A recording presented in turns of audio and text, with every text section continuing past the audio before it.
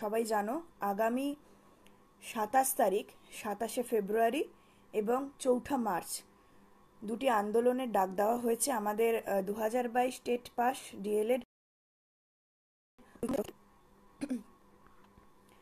তো এটাই আমি বলতে চাই, আগামী 27শে ফেব্রুয়ারি আমাদের একটি আইন অমান্য আন্দোলন আছে এবং 4ঠা মার্চ একটি পুলিশ পারমিশন নিয়ে একটি মিছিলের ব্যবস্থা করা হয়েছে।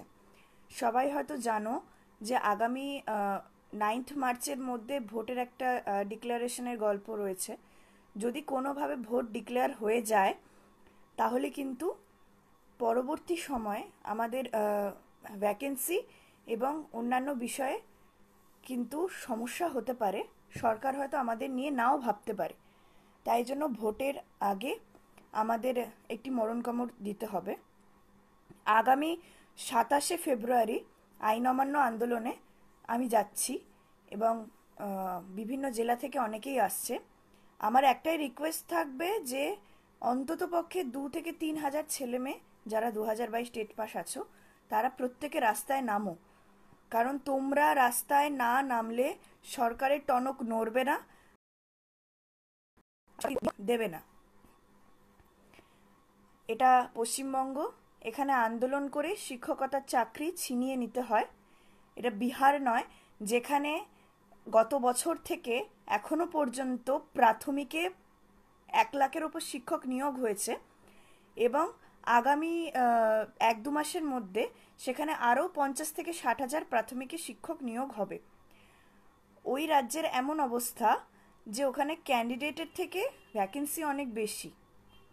আমাদের রাজ্যে আমরা যে খুব বেশি টেট পাস আছি 2022-এ তা না, যেটুকু আছি এবং সরকারের হাতে পর্যাপ্ত শূন্যপদ আছে কিন্তু সরকার দিতে চাইছে না।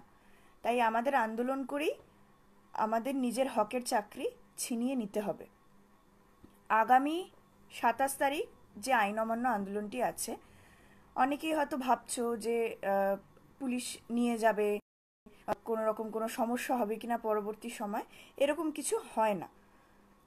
আইন অমান্য আন্দোলন মানে হচ্ছে এটাই দেখানো যে আমরা পুলিশ পারমিশন নিয়ে যেটা করছি সেটা ছাড়াও আমাদের দাবি যখন মানা হচ্ছে না আমরা রাস্তায় নেমেছি।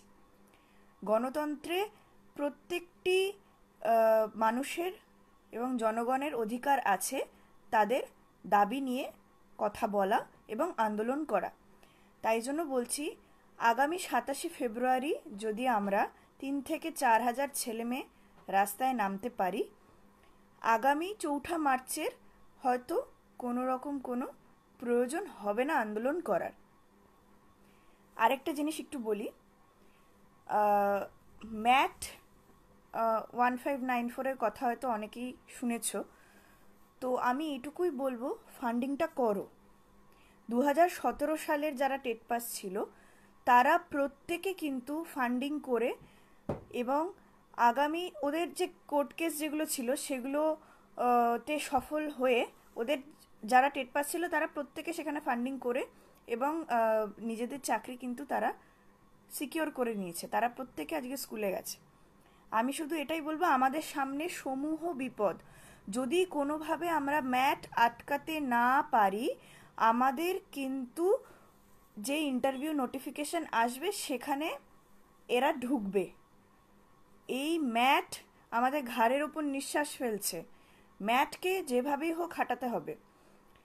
আগামী সময় ম্যাটের হয়তো একটা হিয়ারিং আছে আমি শুনছি, তার আগে আমাদের প্রত্যেকটা জেলার যে সদস্য যারা আছো, ভেরিফাইড এবং নন ভেরিফাইড, প্রত্যেকে প্লিজ আমি করজোরে অনুরোধ করছি, ম্যাটের জন্য ফান্ড দাও।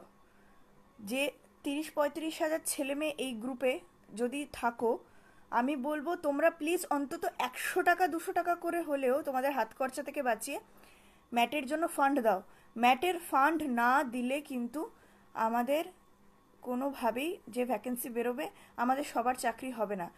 আমরা আজকে এই 23 জেলা ঐক্যমঞ্চ, সেই 23 জেলার একটাই স্বপ্ন, আমাদের প্রত্যেককে স্কুলে যেতে হবে যেভাবেই হোক সেটা।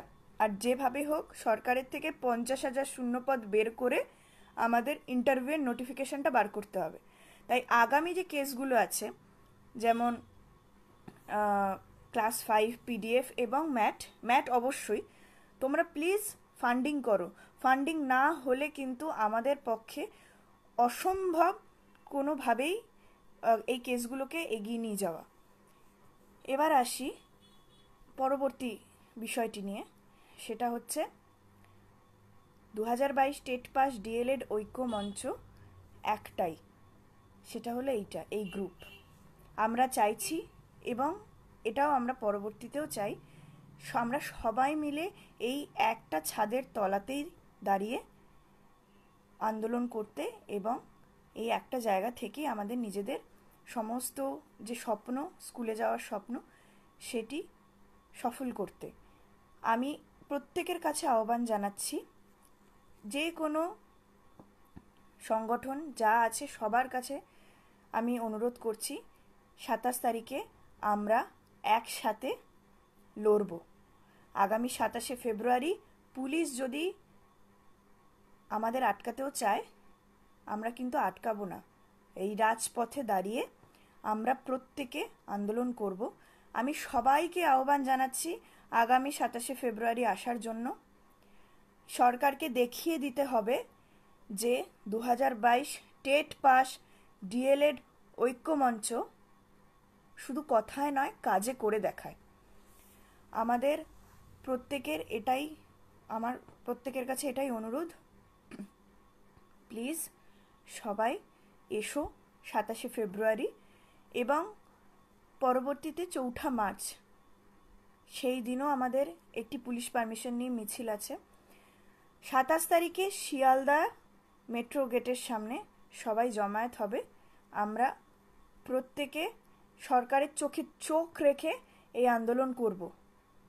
আমরা সরকারকে বুঝিয়ে দেব আমাদের জোর কতটা। আমরা রাস্তায় নামছি, সরকার আমাদেরকে পথে নামতে বাধ্য করেছে। আমাদের দাবি একটাই, সরকারের যে পর্যাপ্ত শূন্যপদ আছে 50,000, সেই পর্যাপ্ত শূন্যপদ যেন আমাদেরকে দেওয়া হয়। আমরা প্রত্যেকে যেন চাকরি পাই, প্রত্যেকে যেন স্কুলে যাই। আর একটা আবারও বলছি, ম্যাট নিয়ে যে কেস করা হচ্ছে এবং ম্যাটের যে ফান্ডিং হচ্ছে, ম্যাটের ফান্ডিংটা দয়া করে দাও। ম্যাটের জন্য আমাদের পর্যাপ্ত ফান্ডিংয়ের দরকার। এখনও কিন্তু বহু জেলায় বহু ছেলেমেয়ে আছো যারা ফান্ডিং দিচ্ছ না। আমি তাদের কাছে অনুরোধ করছি, প্লিজ তোমরা ফান্ডিংটা করো। আরেকটা কথা, বিভিন্ন নন ভেরিফাইড গ্রুপগুলোর লিংক দিয়ে দেওয়া হয়েছে। তোমরা প্রত্যেকে যারা ডিএলএড 22 টেট পাস আছো, তারা প্রত্যেকে সেই গ্রুপে জয়েন করবে এবং সার্টিফিকেট দেখিয়ে ভেরিফাইড গ্রুপে তোমাদের অ্যাডমিনরা জয়েন করিয়ে নেবে। তোমরা প্লিজ, আমি আবারও বলছি, আগামী 27শে ফেব্রুয়ারি মঙ্গলবার আমাদের এই চেষ্টাটা করতে হবে। আমাদের পথে নামা হচ্ছে, রাজপথে প্রত্যেকের সাথে আমাদের দেখা হবে। কোনো ভয় পাওয়ার মতো কিছু নেই। আমরা প্রত্যেকে আমাদের হকের চাকরির জন্য লড়ছি। ইন্টারভিউ নোটিফিকেশান আসবে। আমরা যদি এইভাবে আন্দোলনটা করি 27 তারিখে, পুলিশের চোখে চোখ রেখে, সরকারের চোখে চোখ রেখে, আমাদের এই লড়াইয়ের জিত হবে। তাই সবার কাছে আমার অনুরোধ, প্লিজ দয়া করে তোমরা ম্যাটের ফান্ডিং করো।